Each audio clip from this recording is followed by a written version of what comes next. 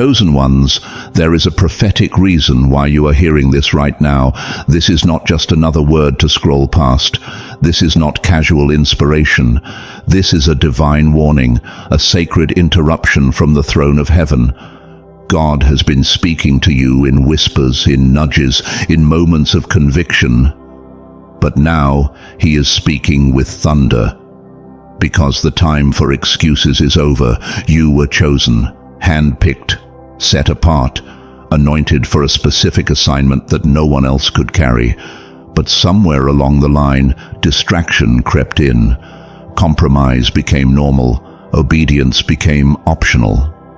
And now, the very thing God entrusted to your hands is hanging by a thread. Not because he gave up on you, but because you keep ignoring the call. Heaven is grieved, not because you fell, but because you stayed down. Not because you struggled, but because you stopped fighting. And now, like Saul of old, the warning comes, I sought for a man after my own heart. Because if you will not guard the mantle, God will pass it to someone who will. You were chosen, but you are not untouchable. But hear this. This message is not sent to destroy you. It is sent to revive you, to jolt your spirit awake before the replacement becomes reality. Repent, return, realign. Because the God who chose you still desires to use you, but you must act now before the window closes. Before we go on, like this message if you know it's for you. Subscribe if your spirit is stirred. Drop your city and local time in the comments so we can pray over exhausted warriors around the world. And to those of you who are sowing into this message, whether through the pinned link in the comments or through super thanks, know this: heaven sees it. Your seed is not a tip, it's not a payment, it is a prophetic act of faith. You are not giving to man, you are sowing into divine alignment. You are declaring with your sacrifice that God is your source, your provider, your sustainer. And God says to you now, because you gave when it cost you, I will provide when it looks impossible. Because you trusted me with what's in your hand, I will blow your mind with what's in mine. This kind of giving moves heaven. It speaks louder than any words you could say. Now let's go deeper. Let's begin with the reality you've been ignoring. You were not ordinary. You were hand-picked, hand-marked, set apart, selected. Just like David was chosen among his brothers while forgotten in the field. 1 Samuel chapter 16 verse 11 to 13. And just like Jeremiah was known and appointed before he ever took his first breath. Jeremiah 1 verse 1, 5. So were you. This wasn't a coincidence. It wasn't an accident. It was divine intention. Heaven placed its mark on you before the world even knew your name. You carry a calling that cannot be fabricated, a weight that cannot be dismissed, and a destiny that cannot be copied. You did not choose me, but I chose you and appointed you so that you might go and bear fruit, fruit that will last. John chapter 15 verse 16. God didn't make a mistake when he chose you. He saw your weakness and still called your name. He saw your broken places and still trusted you with a mantle. He knew you would struggle. He knew you would cry. He knew you'd battle demons that no one else could see. But he also knew you'd rise. He believed in your resilience when you didn't believe in yourself. He trusted you would press through the pain, not collapse under the pressure. That even when the darkness whispered lies, you would still cling to the truth. But here's the truth that stings. Somewhere along the line, you dropped it. You got distracted. You got entitled. You forgot who sent you. You let the fire dim. You became casual with a holy calling. You began treating sacred assignments like they were optional. You fumbled the weight of divine purpose. What once made you weep now barely moves you. What once kept you on your knees now gathers dust. But God is calling you back. Not because he changed his mind, but because he never did. This is the part that will shake you, and it needs to. Let's go to 1 Samuel chapter 15 verse 23, where Saul, once God's chosen king, disobeyed God and refused correction. And the Lord said, Because you have rejected the word of the Lord, he has rejected you as king. God loved Saul. God anointed Saul. But Saul mishandled the assignment. He feared people more than he feared God. He preserved what God told him to destroy. He offered what God never asked for. And in the end, the crown was taken off his head and placed on David. He was replaced not because he lacked calling, but because he lacked obedience. The anointing is not permanent when rebellion is constant. God doesn't play favorites, he plays by covenant. And if you keep mishandling what he put in your hand, he will put it in someone else's hand. The throne is not your identity, it's your responsibility. And when you make it about you instead of God, he will raise up someone else to carry what you buried under disobedience. You can't lead God's people while grieving his spirit. David was in the field when God chose him. That replacement? He's not in the palace, he's in the pasture, waiting, training, praying. God doesn't look at what you flaunt in public, he's watching who's faithful in private. He doesn't crown the loudest voice, he crowns the loyal heart. And while Saul was busy protecting his image, David was cultivating his integrity. God said to Eli in 1 Samuel chapter 2-30, "Those who honor me I will honor, but those who despise me will be disdained." There is a point of no return for dishonor. There is a moment where God says, "Enough, I will find another." And many today are living off of borrowed grace, unaware that the oil has already been redirected. When God moves the oil, the platform might remain, but the power is gone. And the most dangerous place to be is still functioning in what God has already left. Let's make this real. Let's strip away every illusion. How do you know if you're fumbling the purpose God gave you? It doesn't always look like rebellion. Sometimes it looks like passivity. It looks like going through the motions while your spirit is slowly going numb. You're showing up, but you're not surrendered. You're speaking, but not listening. You're moving, but not being led. And slowly, purpose begins to slip through your fingers. Not because God changed his mind, but because you stopped protecting what he gave you. 1. You've become too comfortable. You stopped praying like you used to. You stopped fasting. You used to be on fire. Now you're lukewarm, but you've covered it with performance. You still know how to say the right words, how to play the part, how to keep up appearances. But underneath the surface, the passion is gone. You're not hungry anymore. You're full of everything except him. Revelation chapter 3 verse 16 says it clearly. "So, because you are lukewarm, neither hot nor cold, I am about to spit you out of my mouth." God doesn't tolerate half-hearted devotion, especially from those he once set on fire. 2. You're distracted. The same one who was supposed to be seeking the kingdom is now chasing platforms, applause, and profit. What started as a calling has turned into a campaign. You used to crave God's presence. Now you crave recognition. You used to measure success by obedience. Now you measure it by engagement. The enemy doesn't always destroy purpose by attack. Sometimes he destroys it by distraction. You're busy, but you're not fruitful.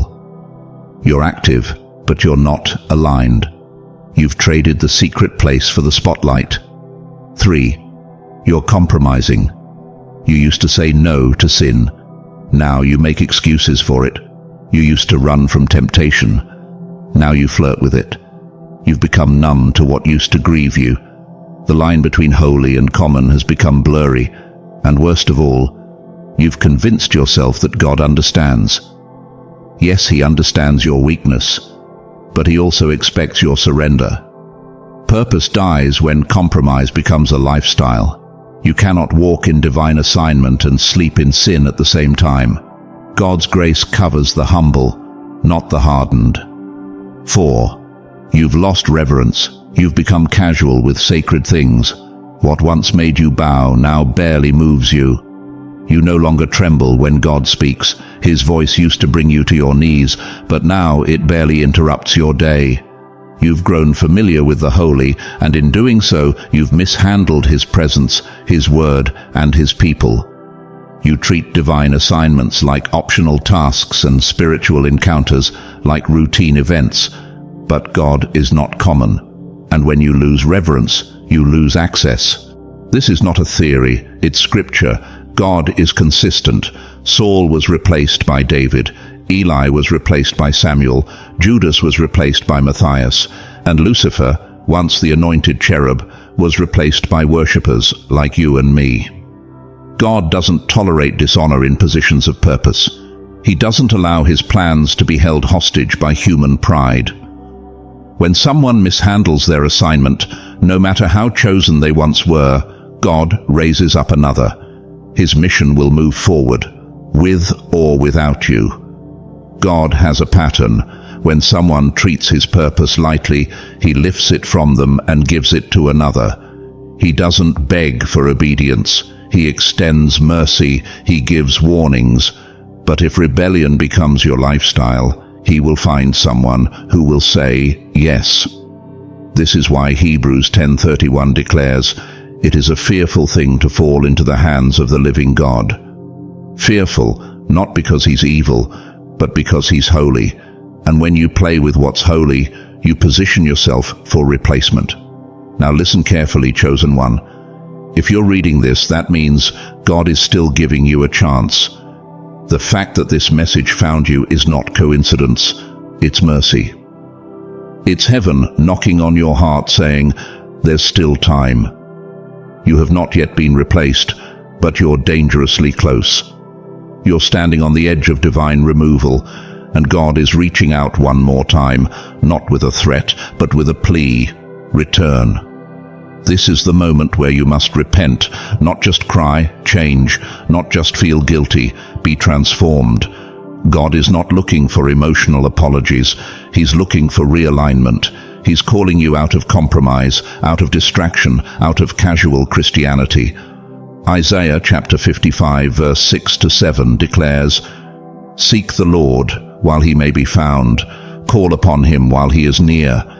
Let the wicked forsake their ways, and the unrighteous their thoughts. Let them turn to the Lord." Don't let pride keep you where disobedience placed you. You don't have forever. You don't have time to play games. God is moving, and if you stay stagnant, he will move without you. Let me now teach you how to find your way back. This is not the end. It's the beginning if you respond. Restoration is not automatic, it's intentional. And God, in his mercy, is handing you a divine map back to his presence. But you must take every step with humility and urgency.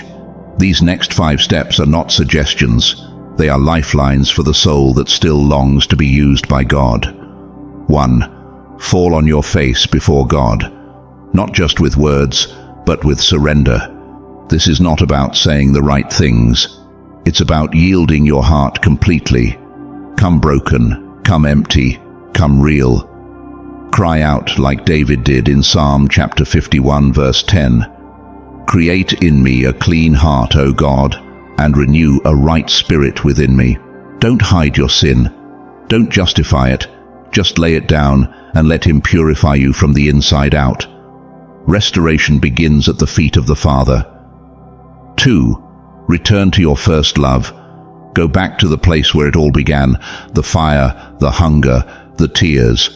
Remember the version of you who couldn't go a day without his presence. Find that again. Pray like you used to. Serve like it's your last day. Worship with desperation. Pursue him like he's your breath. Because he is. Revelation chapter 2 verse 4 says, "God holds this against us when we leave our first love. So go back, and this time, don't let anything steal that fire again." 3. Submit your will. This time, no debates, no delays, no detours, just obedience. Say what Isaiah said in Isaiah chapter 6 verse 8. "Here I am, Lord, send me." That one sentence can change everything. God is not looking for perfection, he's looking for submission.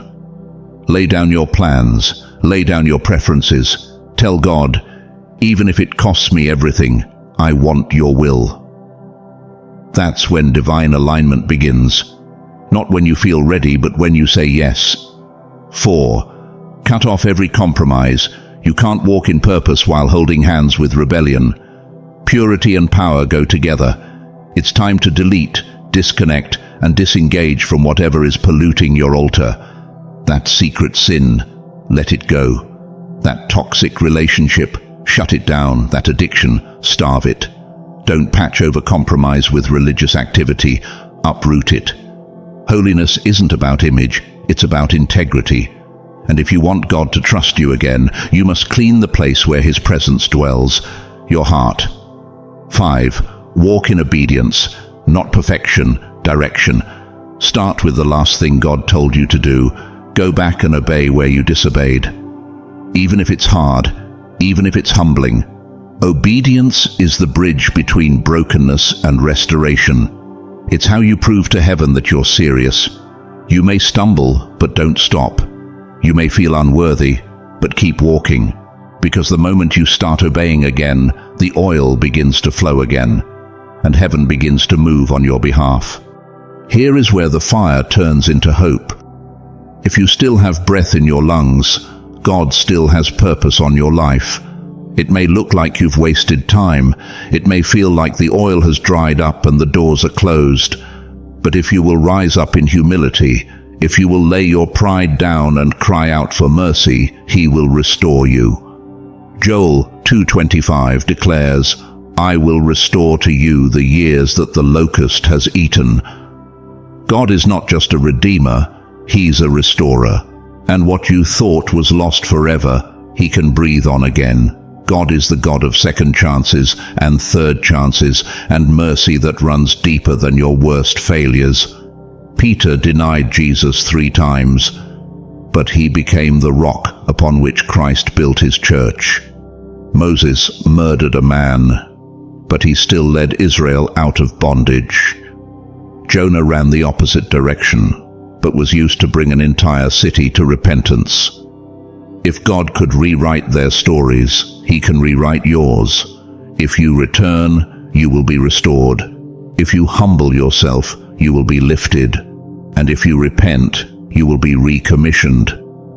Chosen one, listen. This is not just a message to stir your emotions. This is a call to arms. Heaven is watching. The oil is still available. But the time is short, and the margin for delay is shrinking. You were chosen. You were marked. God saw you before you were formed and called you by name. But now, the ball is in your court. Will you keep fumbling what God placed in your hands? Or will you rise, shake off the dust, and run this race with fire in your bones and purpose in your steps? God will not wait forever. The crown you despise will be given to another. The position you take lightly will be reassigned. The anointing you treat casually will fall on someone else's head. Someone faithful, someone hidden, someone hungry. But if today, right now, you say, Lord, I'm back, He will receive you. He will refill you. He will restore everything you thought was gone. This is your wake-up call. Don't fumble it again. Eternity is watching.